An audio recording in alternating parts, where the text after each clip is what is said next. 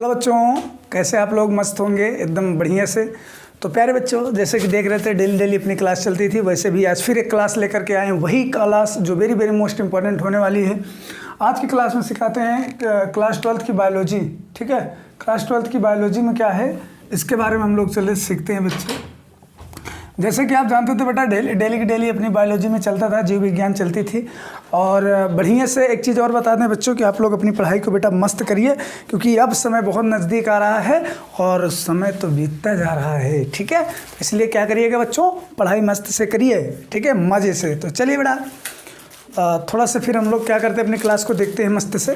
क्या है क्लास में, तो देखिए सबसे पहले आज हम आप लोगों को सिखाते हैं। देखिए पिछली वाली क्लास में बच्चे बायोलॉजी में आप लोगों को सिखा दिए थे, क्या सिखाए थे कि बीजाणु जनन का कैसे बनना होता है।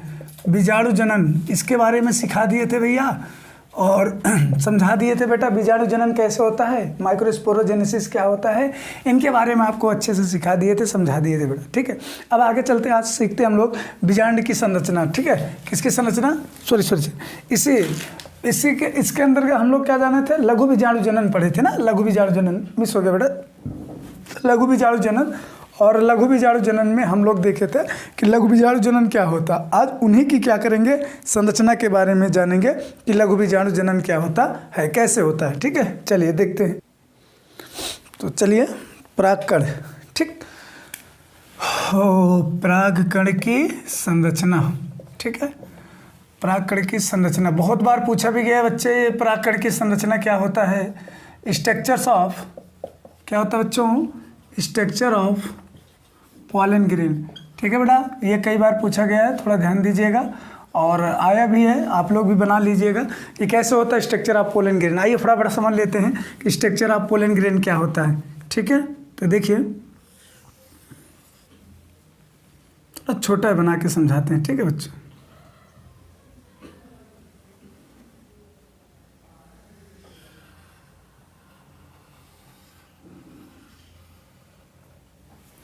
इस तरह से बच्चे पोलन ग्रेन का स्ट्रक्चर बनता है। ठीक है, ये जो होता है बेटा इसको बोलते हैं बाह्य चोल, बाह्य चोल कहते हैं, बाह्य चोल कहते हैं। इंग्लिश में बच्चों इसको एक्साइन कहते हैं, कई बार पूछा गया, ध्यान दीजिएगा बच्चों। ये जो बाह्य चोल होता है, आप ऐसे हेडिंग बना करके छोटा छोटा सा लिख लीजिए बच्चे। कभी कभी ये 2 या 3 नंबर में बच्चे इसका पूछ लेते हैं कि परागकण की संरचना क्या होती है, स्ट्रक्चर ऑफ पोलन ग्रेन। ठीक है, तो इसको क्या कहते हैं, बाह्य चोल कहते हैं। सबसे बाहर का जो आवरण होता है उसको क्या कहते हैं, बाह्य चोल कहते हैं। ठीक है, जो बच्चे किसका बना होता है, तो स्पोरोपोलेनिन का बना होता है। ठीक है, किसका बना होता है, स्पोरोपोलेनिन का बना होता है। ध्यान दीजिएगा, किसका बना होता है, स्पोरोपोलेनिन।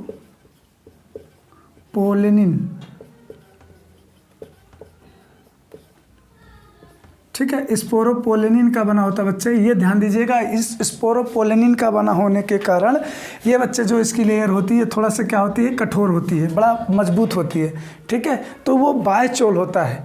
ठीक, उसके बाद फिर बेटा अंदर की तरफ चलते हैं। अंदर आए गए तो इसको कहते हैं क्या, अंतःचोल कहते हैं। क्या कहते हैं, अंतःचोल कहते हैं। इसको इंग्लिश में क्या कहते हैं, इंटाइन कहते हैं। ठीक है, क्या कहते हैं बच्चे, इस इंटाइन कहते हैं। जो इंटाइन क्या होता है, ये उसका बना होता है, किसका बना होता है बेटा, तो ये पैक्टोसेलुलोज का बना होता है। पैक्टोसेलुलोज का बना होता है, सेलुलोज का बना होता है। याद रखिएगा बच्चे, पैक्टोसेलुलोज का बना होने के कारण ये थोड़ा सा बच्चों क्या होता है, मुलायम होता है। ठीक है, थोड़ा सा क्या होता है, मुलायम यानी एकदम कोमल सा होता है। ठीक, किसके लिए होता है तो आपको पता होगा बच्चे, किसके कारण, बाह्य चोल जो होता है वो स्पोरोपोलेनिन का बना होता है, और स्पोरोपोलेनिन हार्ड लेयर होती है। ठीक, और अंतःचोल जो होता है बच्चे किसका बना होता है, पैक्टोसेलुलोज का बना होता है, जो थोड़ा सा मुलायम यानी कोमल होता है। ठीक, चलिए अब थोड़ा सा अंदर की तरफ चलते हैं बेटा, अंदर की तरफ चलते हैं।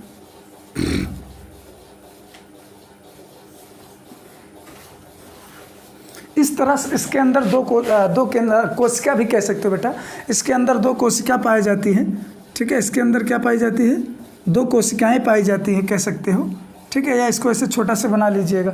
2 कोशिकाएं पाई जाती है बेटा। पहले कोशिका को हम लोग कहते हैं वर्धी कोशिका। ठीक है, क्या कहते हैं बेटा, रुक जाओ, वर्धी कोशिका इसको कहते हैं, जो ये पूरा किनारे में लगा है इसको वर्धी कोशिका कहते हैं। ठीक है, इस वर्धी कोशिका के अंदर बेटा ये जो पाया जाता है इसको कहते हैं वर्धी केंद्रक। क्या कहते हैं बच्चों? वर्धी केंद्रक कहते हैं। ठीक है, वेजिटेटिव न्यूक्लियस, वेजिटेटिव न्यूक्लियस, ठीक है, याद रखिएगा, वेजिटेटिव न्यूक्लियस कहते हैं।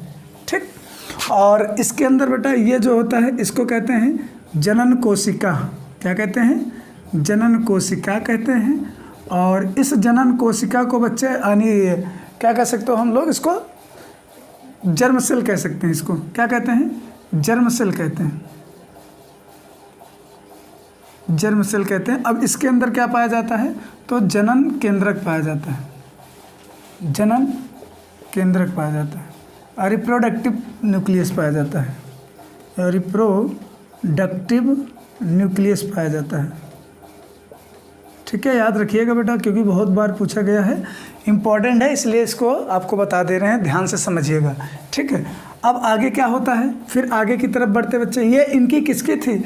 ये है पराग कण की संरचना, इसके बारे में बताएं। हाँ, कुछ चीज़ें आपको इस तरह से बच्चे क्या होता है, थोड़ा थोड़ा सा झुका हुआ दिखाई देता है, इसको बोलते हैं बेटा जनन छिद्र कहते हैं। क्या कहते हैं?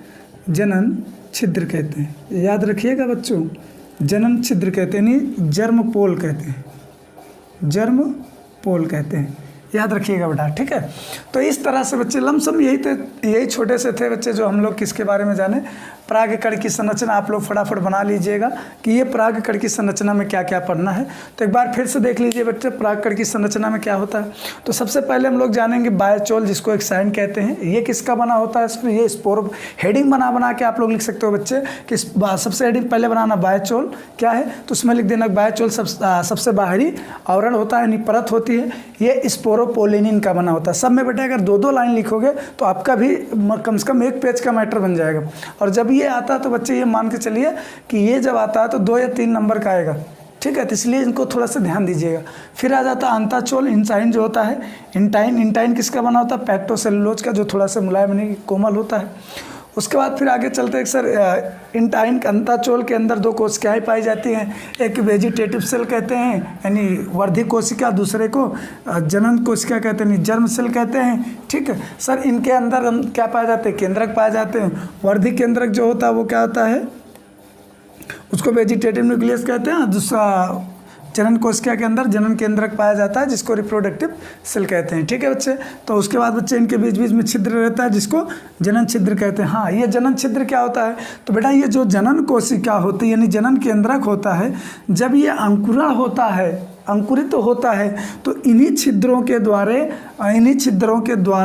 ठीक है, इन्हीं छिद्रों के द्वारा वो क्या करता है? बाहर निकलता है। कौन निकलता है? जो इसमें से अंकुरित होता रहता है वो क्या करेगा? इन्हीं छिद्रों के द्वारा बाहर निकलता है। ठीक है, फिर बाहर निकल करके बच्चे वो आगे वाला वही मैटर करेगा। फिर क्या बना लेगा? ये थोड़ा सा ऐसे बाहर निकलेगा ऐसे, और निकल के धीरे धीरे पराग नली बनाते हुए, क्या बनाता है बच्चे? पराग नली बनाते हुए अब वो वर्तिका, वो कहाँ बैठता है? वर्तिकाग्र पे, फिर वर्तिका, फिर अंडाशय में। इस तरह से बच्चे क्या करता है? पूरा प्रोसेस हो जाता है। तो ये थी बच्चे क्या थी? पराग कण की संरचना। चलिए अब इसी के आगे हम लोग और आज समझ लेते हैं। एक टॉपिक और है जो बहुत इंपॉर्टेंट है बेटा, पूछा जाता है, जिसका नाम है बीजांड की संरचना।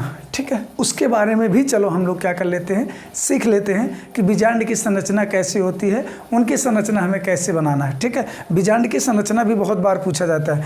बीजांड की संरचना सीखेंगे, फिर उसके बाद हम लोग सीखेंगे कि गुरु बीजाणु जनन का निर्माण कैसे होता है। ठीक है, ये सारी बातें हम लोग क्या करेंगे बेटा? सीखेंगे और समझेंगे। ठीक है, चलिए तो बना लीजिए, एक स्क्रीनशॉट ले लीजिए बच्चों। यह था पराग कण की संरचना। अब हम लोग क्या करेंगे? फटाक से आगे के बारे में समझते हैं। ठीक है, चलिए अब हमारा क्या आ जाएगा? बीजांड की संरचना। बेटा थोड़ा सा ध्यान से समझिएगा बीजांड की संरचना को। ठीक है, बीजांड की गुरु बीजाणु। ठीक है, यहाँ पर लगाओ गुरु बीजांड लिखो, गुरु मत लिखो। बीजांड की संरचना, बीजांड की संरचना, ये इसी नाम से पूछा जाएगा, स्ट्रक्चर ऑफ ओव्यूल। ठीक है, स्ट्रक्चर ऑफ ओव्यूल इसी नाम से पूछा जाएगा बच्चे, इसलिए ध्यान दीजिएगा। बीजांड की संरचना, स्ट्रक्चर ऑफ ओव्यूल के बारे में पूछेगा। तो चलिए ओव्यूल की संरचना बना लेते हैं फटाक से। हम लोग थोड़ा छोटा ही बनाते हैं बेटा, ज़्यादा बड़ा नहीं बनाते हैं।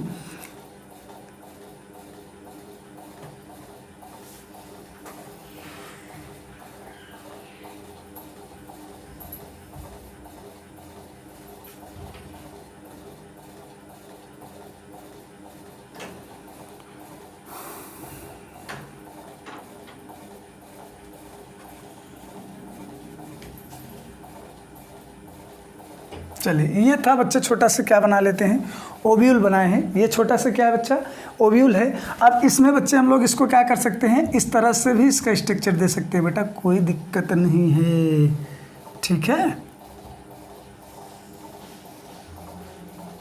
ये ऐसे इसका स्ट्रक्चर रहता है, फिर आगे जा कर के वही पूरा वर्तिकाग्र में इस तरह से बच्चे इसका स्ट्रक्चर बनता है, ठीक है। फिर इसके बाद नीचे से हम लोग इसको भी दिखा सकते हैं। तो ये सब ज़्यादा दिखाने की बात नहीं, क्योंकि इसके बारे में आप आगे जानते हो, ठीक है। चलिए, तो चलो बच्चा हम लोग फटाक से समझ लेते हैं इन सब के बारे में थोड़ा सा फटाफट क्या होता है, ठीक।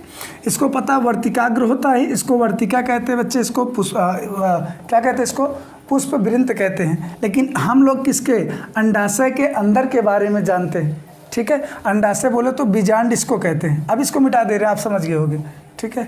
बीजांड इसको कहते हैं बच्चे, ठीक है, बीजांड इसको कहते हैं। इसकी संरचना हमें जानना है, ठीक। चलिए, अब देखिए इसको क्या कहा जाएगा बच्चे, तो इसको कहते हैं बीजांड वृंत। क्या कहते हैं बच्चों, बीजांड वृंत कहते हैं, ठीक है। इंग्लिश में फूनिकल कहते हैं, ठीक। अब आगे बढ़ते बच्चे, ये जो बाहर, इसको क्या कहा जाता है, इसको कहते हैं बाह्य आवरण, बाह्य आवरण कहते हैं। आउटर इंटुगमेंट, आउटर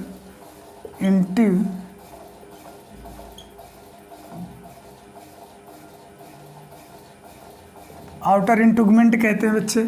उसके बाद अंदर की लेयर आ जाती है, इसके अंदर वाली लेयर क्या कहते हैं, अंतः आवरण कहते हैं, ठीक है।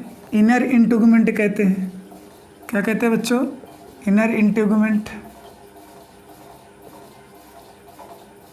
इनर इंटुगमेंट कहते हैं बच्चे, ठीक। और फिर हम लोग थोड़ा सा और अंदर आएंगे बच्चे, तो इस वाले संरचना को हम लोग क्या कहते हैं बच्चे, इसको बीजांड काय कहते हैं। क्या कहते हैं बेटा, बीजांड काय कहते हैं। इस बीजांड काय को क्या कहते हैं, न्यूसिलस कहते हैं। क्या कहते हैं, न्यूसिलस, ठीक है, उसको न्यूसिलस कहते हैं। फिर ये वाला जो भाग होता है बेटा, ये वाले भाग को भ्रूण कहते हैं, भ्रूण कोश यानी भ्रूण कोश कह सकते हो, सॉरी, भ्रूण कोश कहते हैं। एम्ब्रियो सैक कहते हैं, एम्ब्रियो सैक कहते हैं, तो ध्यान दीजिएगा, ठीक है। बस बेटा फिर आगे की तरफ हम लोग इतनी चीज़ें समझ में आ गया। बाह्य आवरण जो होता है सबसे बाहर की लेयर होती है, उसके बाद इसके अंदर का इनर होता है, ठीक है। फिर उसके अंदर का जो भाग होता है इसको हम लोग क्या कहते हैं, बीजांड काय कहते हैं, ठीक। और ये इसके बाद ये क्या होता है, भ्रूण कोश होता है बच्चे अंदर। और बता रहे हैं ये जो पूरा बना बच्चे, इसको हम लोग भ्रूण कहते हैं, यानी इस। तो बेटा देखिए क्या करेंगे, तो ये बीजांड की संरचना हो गई, फुनिकल कहते हैं। इन सब के बारे में हम लोग क्या करें, अच्छे से समझ लिए। इसको पूरे को बच्चे हम सब बेटा कह सकते हैं बीजांड, आपको पहले ही बता दिए हैं। चलिए अब हम थोड़ा से आगे की तरफ बढ़ते हैं। बाह्य आवरण हो गया, फिर अंतः आवरण हो गया, बीजांड हो गया, भ्रूण कोश हो गया, ठीक। अब बेटा हम थोड़ा सा अंदर की तरफ चलते हैं। ये जो देख रहे हो ना, ये इसको बोलते हैं बीजांड द्वार। इसको क्या कहते हैं, बीजांड द्वार कहते हैं, बीजांड द्वार कहते हैं, ठीक है। यानी इंग्लिश में इसको माइक्रोपिल कहते हैं, माइक्रोपिल कहते हैं, ठीक। चलिए अब हम लोग क्या करेंगे भैया, अब यहाँ से देखेंगे बेटा,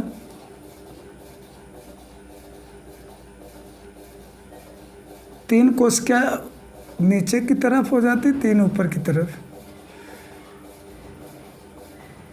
इस तरह से ये, ठीक। चलिए इस तरह से क्या कहते हैं। अब ये ऊपर वाली जो तीन कोशिकाएं पाई जाती है बेटा, इसको कहते हैं प्रतिमुखी कोशिका। क्या कहते हैं, प्रतिमुखी कोशिका कहते हैं। ऐसे आएगा, आपको लिख के लाना है बेटा, ध्यान दीजिएगा। एंटीपोडल सेल कहते हैं, एंटीपोडल सेल कहते हैं, एंटीपोडल सेल होता है, ठीक।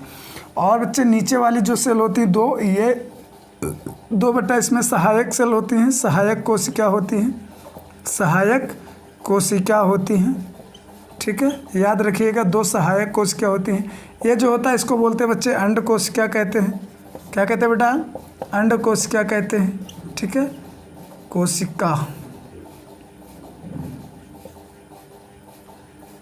अंड कोशिका कहते हैं, याद रखिएगा, यानी एग सेल कहते हैं। क्या कहते हैं?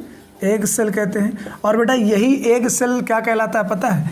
इसी को मादा युग्मक कहते हैं, इसी को मादा युग्मक कहते हैं। ठीक है, इसको बोलते हैं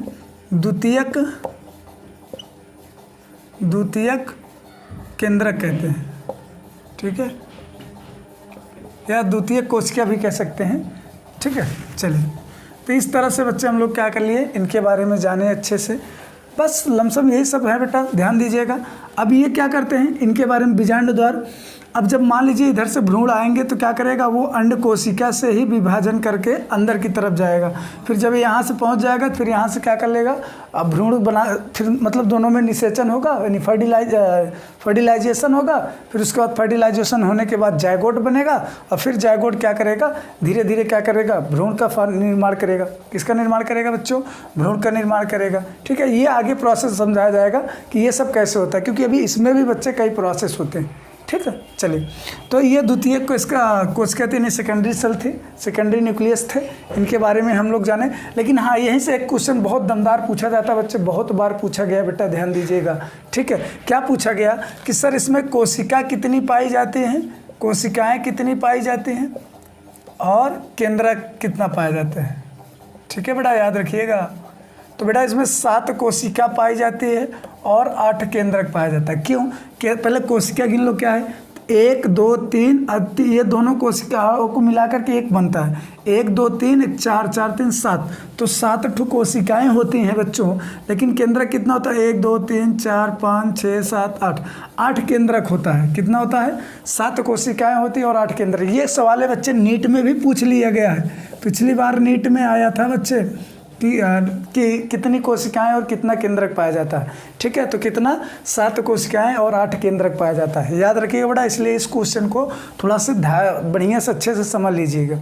ठीक है, समझ में आया। फिर ये जो बच्चे बीजांड है, ये बीज का निर्माण बना लेता है, और जो अंडाशय है ये क्या कर देता है बच्चे, फल का निर्माण कर लेता है। तो इस तरह से बच्चे क्या कर लेता है, पूरे धीरे धीरे क्या हो जाता है, भ्रूण का निर्माण होता है। तो आप क्या करेंगे, इनको अच्छे से बना लीजिए और समझ लीजिएगा कि कौन क्या होता है, कैसे होता है। ठीक है, चलिए, अब हम बच्चे क्या करते हैं, इन्हीं में आपको सिखाते हैं कि इसका निर्माण कैसे होता है, यानी बीजांड का, यानी ये जो भ्रूण कोश है इसका निर्माण कैसे होता है, इसके बारे में बनाते हैं, जिसको हम लोग क्या कहते हैं, गुरु बीजाणु जनन।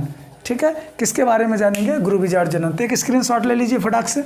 चलिए, तो चलो बच्चों हम लोग देखते हैं गुरु बीजाणु जनन क्या होता है। ठीक है, फटाक से गुरु बीजाणु जनन के बारे में समझते हैं।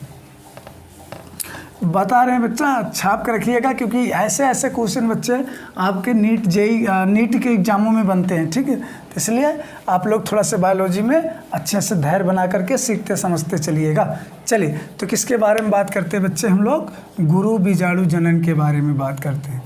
गुरु बीजाणु जनन। ठीक है, इंग्लिश में क्या कहते हैं बच्चे इसको, मेगा स्पोरोजेनेसिस। ठीक है, क्या कहते हैं, मेगा स्पोरोजेनेसिस के बारे में जानते हैं और बात करते हैं फटाक से। ठीक है, देखिए बच्चे, सबसे पहले हम आपको छोटा छोटा फिगर बनाते चलते हैं और आपको इसी में समझाते चलते हैं। देखिए, फिगर बेटा माने नहीं रखता, बस आपको समझ मानना चाहिए स्टेप बस। ठीक है, फिगर थोड़ा सा अच्छा नहीं बनेगा, बट आप स्टेप तो समझ सकते हो। स्टेप समझाने की कोशिश करेंगे बेटा, क्योंकि बेटा फिगर वगैरह अपने से बनता नहीं है, लेकिन आपको समझा देते हैं कैसे होता है। तो सबसे पहले बच्चे इसमें एक कोशिका पाई जाती है। इस कोशिका को बेटा हम लोग कहते हैं अधोस्तरी कोशिका कहते हैं। कौन कोशिका कहते हैं? अधोस्तरी कोशिका पाई जाती है।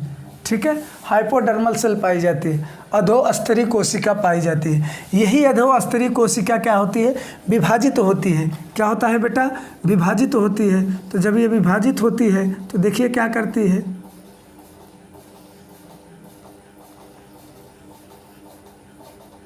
ठीक है। तो ये जब ये अधोस्तरीय कोशिका विभाजित होती है बेटा, तो क्या करती है, 2 कोशिका का निर्माण कर लेती है, यानी 2 कोशिका बना लेती है। याद रखिएगा, ये क्या करता है बेटा, यहाँ लिख दे रहे हैं विभाजित करती है, विभाजित होती है, यानी दो भागों में अपने आप ही बढ़ जाती है, यानी दो भाग में बढ़ जाती है, तो जिससे क्या बना लेती है, दो कोशिका बनती है। ठीक है, कितनी कोशिका बच्चे, दो कोशिका बनती है। पहले को भित्तीय कोशिका कहते हैं बच्चों, भित्तीय कोशिका कहते हैं बेटा, और दूसरे वाले को भित्तीय कोशिका, दूसरे वाले को बीजाणु जन कोशिका कहते हैं, बीजाणु जन कोशिका कहते हैं। ठीक है, बीजाणु जन कोशिका कहते हैं। आगे आ रही बात समझ में, चलिए अभी क्या होता है, बीजाणु जन कोशिका जो होती है बेटा, ये बीजाणु जन कोशिका जो होती है, ये आगे चल करके ही ये क्या कहला लेती है, बीजाणु जन मात्र कोशिका बना लेती है। बीजाणु जन, या ऐसे लिख सकते हैं गुरु बीजाणु, गुरु बीजाणु मात्र कोशिका बना लेती है, मात्र कोशिका। पहले समझो ये स्टेप कैसे बना, यहाँ पर नहीं समझ पाओगे बेटा। बीजाणु जन कोशिका जो होती है, ये कुछ समय बाद अपने आप ही क्या होता है, समय होने के बाद ये बदल जाता है किसमें, गुरु बीजाणु मात्र कोशिका में बदल जाती है। ठीक है, बाकी ये जो भित्ति कोशिका है तो भैया ये तो बच्चे अभी अपनी भित्त बनाएगी, इसकी तो कोई बातें नहीं है। ठीक है, लेकिन हम लोग पहले इसके बारे में, क्योंकि हमारा स्टेप क्या है, ये है। अब क्या करते हैं अगला स्टेप बच्चे, अब ये जो गुरु बीजाणु मात्र कोशिका है, एक ही कोशिका होगी। ठीक है, कई कोशिका बनेगी बच्चों, एक ही कोशिका बनेगी।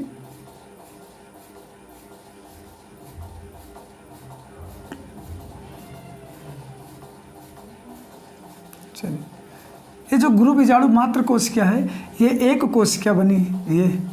ठीक है, अब इसी गुरु बीजाणु मात्र कोशिका में लिख दे रहे हैं बेटा यहाँ पे, इसी गुरु बीजाणु मात्र कोशिका में क्या होता है, अर्धसूत्री विभाजन होता है। कौन सा सूत्री होता है बच्चे, अर्धसूत्री विभाजन होता है। याद रखिएगा बेटा, कौन सा विभाजन होता है, अर्धसूत्री विभाजन होता है। ठीक है, तो जब बेटा इसमें अर्धसूत्री विभाजन होता है तो ये क्या कर लेता है, चार कोशिका का निर्माण कर लेता है। इस तरह से, इस तरह से बेटा इसमें क्या हो जाती हैं, चार कोशिकाएं बनती हैं। ठीक है, और चार कोशिकाएं बन जाती हैं तो फिर ये क्या कर लेता है पता है, जिसमें से अर्धसूत्री होने पर चार कोशिका बनती है। क्या बनती है बेटा, चार कोशिका बनती है। चार कोशिका आगे लिख लेना बनती है, जिसमें लिख दे रहे हैं, जिसमें तीन नष्ट हो जाती हैं, तीन नष्ट हो जाती है। ये चीज़ याद रखिएगा, तीन क्या हो जाती है बेटा, नष्ट हो जाती है। एक दो ये तीन, तीन क्या हो जाती है बेटा, इसमें से नष्ट हो जाती हैं। अब यही क्या बना बच्चे, हमारा गुरु बीजाणु मात्र कोशिका बच्चा। यही क्या बचा बच्चे, गुरु बीजाणु, एक गुरु बीजाणु मात्र कोशिका बच्चा। अब इस गुरु बीजाणु मात्र कोशिका में जो ये बचा है, इसमें होता है बच्चे समसूत्री विभाजन। कौन सा विभाजन होता है बेटा, समसूत्री विभाजन होता है। तो जब इसमें समसूत्री विभाजन होता है तो क्या बनता है, आओ समझते हैं।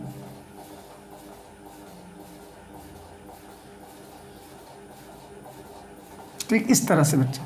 ठीक, तो इसमें से समसूत्री विभाजन होता है तो बेटा इसमें दो कोशिकाएं बनती हैं, दो कोशिकाएं बनती है। फिर इसमें भी क्या होता है, फिर इसमें लगातार बच्चे समसूत्री विभाजन होता रहता है। लगातार क्या, कौन सा विभाजन बेटा, समसूत्री विभाजन होता रहता है। ठीक है, याद रखिएगा, लगातार समसूत्री विभाजन होता रहेगा। तो बेटा ये क्या बना लेती हैं, चार कोशिकाएं बना लेती हैं, दो ऊपर की तरफ दो नीचे की तरफ बना लेती हैं। ठीक है, अब ये इसमें भी क्या हो जाएगा, 8 कोशिका बनेगी।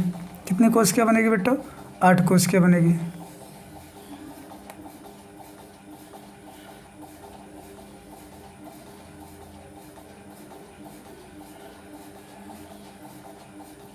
इस तरह से कितनी कोशिका बन जाएगी बेटा, 8, 1 2, ये 8 कोशिकाएं। हाँ, अब यहाँ पर समझिएगा बेटे, जब 8 कोशिकाएं बनती है तो जिनमें से बच्चे क्या होती है, 3 कोशिका ऊपर की तरफ चली जाती है। अब देखिए वही स्ट्रक्चर बना रहे हैं जो आप पीछे मिटा दिए हैं बेटा।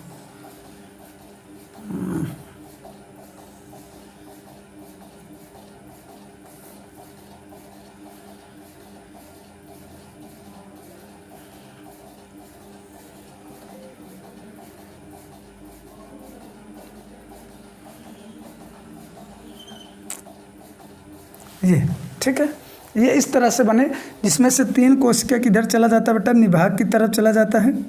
3 कोशिकाएं निभाग की तरफ चली जाती हैं और 3 कोशिकाएं किधर चली जाती हैं बेटा, इसकी तरफ बीजांड द्वार की तरफ, 3 बेटा बीजांड द्वार की तरफ चली जाती हैं और 3 कोशिका किधर चली जाती हैं, निभाग। पिछले वाले में बेटा हम इसको निभाग नहीं बताए थे, मिस हो गया, तो आप लोग इसको निभाग लिख लीजिएगा। इसको निभाग कहते हैं, चला जा कहते हैं। क्या कहते हैं?